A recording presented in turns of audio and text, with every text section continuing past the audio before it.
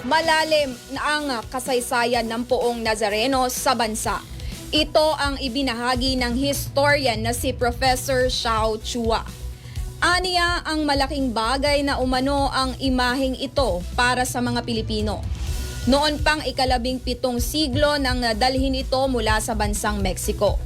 Dito ay lumakas umano ang debosyon ng mga Pilipino dahil sa pagdami ng mga kwentong ikinakabit sa imaheng gaya ng pagtupad umano nito sa mga dasal.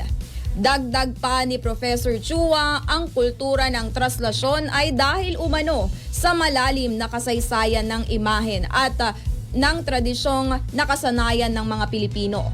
Tunghayan natin ang kanyang pahayag sa programang Abante sa Tanghali.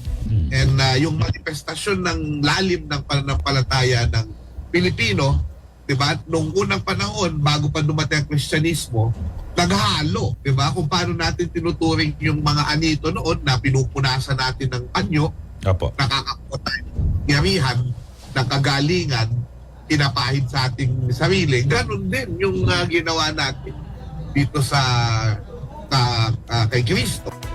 Yan po ang tinig ni Professor Xiao Chua sa panayam ng Abante.